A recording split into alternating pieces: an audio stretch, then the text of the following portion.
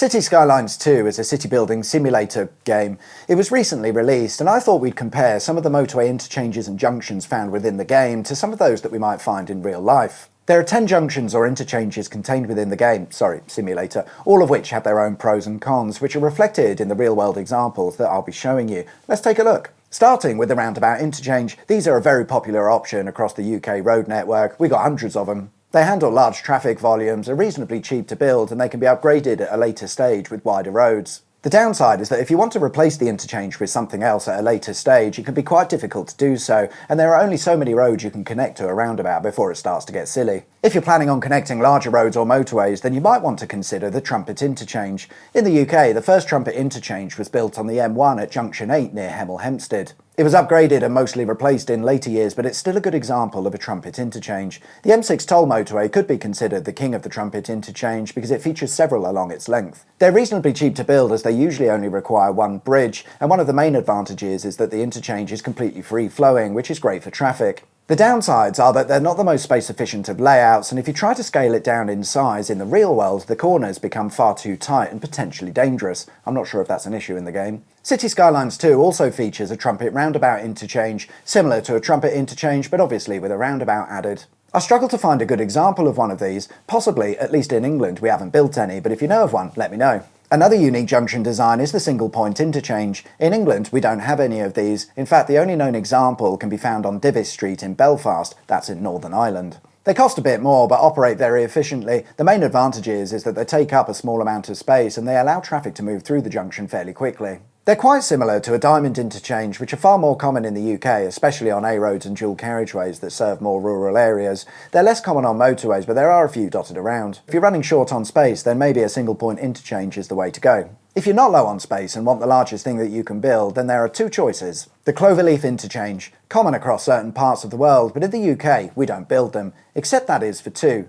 There were three, but we sort of got rid of one. And for some reason, we decided to build miniature versions of the Cloverleaf interchange. You'll find one of these Cloverleaf interchanges in Livingston, Scotland, connecting the A705 with the A899. There was a second Cloverleaf interchange just up the road, but it's now been modified, so no longer counts. The other Cloverleaf interchange is situated in Redditch, and it's the only one in England, making it a fairly unique proposition. It's bizarre that the relatively small towns of Redditch and Livingston have these interchanges. You'd expect to find them in open countryside connecting major roads or motorways, but not here. It's no coincidence that both Livingston and Redditch are what we call new towns. They're not new anymore, but they were built in the 1960s as part of a government-led town building project, and usually with that you get an extravagant road building scheme that was way over the top. That was certainly the case with Livingston and Redditch, and as a result we've got these Cloverleaf interchanges that might seem a little bit unnecessary. The Cloverleaf is an impressive looking interchange that can handle a lot of traffic. The downsides are that it's massive, it's expensive, and its design is not particularly traffic efficient. The problem is that the joining traffic has to mix with the exiting traffic in a single lane.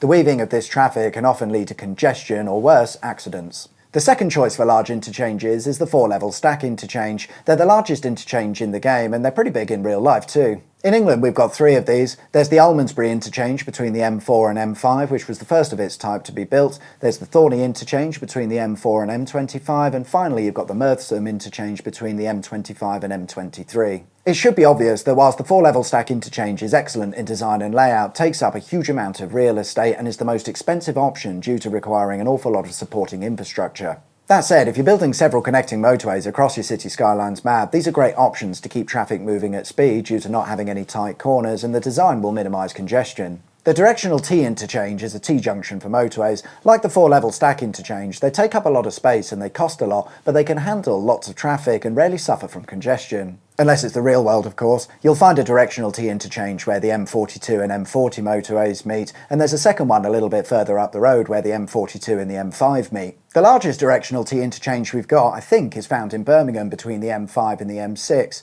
It looks like the sort of diagram you'd find on the wall in your biology class, and that's appropriate because in rush hour it's a complete The partial Cloverleaf interchange is an interesting one. In the game they're laid out like this, but in the UK when we build them, we tend to build them with a slightly different layout to suit whatever the need was at the time. As a result, we've got variations on the partial Cloverleaf interchange which match the correct definition, but they don't really look the same. The interchange between the M4 and the A329M is probably the best example we've got of a partial cloverleaf interchange. They carry the same downsides as the full-size cloverleaf interchange. They're expensive and they take up a lot of room, although in this case with the interchange being partial it can handle less traffic. Lastly, the Dumbbell and Teardrop roundabout interchanges. The Dumbbell interchange is defined by its 2 roundabouts and central linking road. In the game, the slip road layout makes for quite a large interchange, but in the real world, Dumbbell interchanges can be built on quite a small area. The Teardrop roundabout is less common, but we do have them. If you start with a Dumbbell interchange and remove small sections of each roundabout, you've got a Teardrop layout. However, in the game, the size difference between a Teardrop and a Dumbbell interchange is quite significant. Both interchanges are fairly cost effective, but with the Teardrop roundabout taking up less space and possibly being more efficient for traffic, I'd probably go with one of those. I hope you enjoyed this comparison of game versus the real world. If you can think of any other real world interchanges that feature in the game, let us know in the comments. Thanks for watching.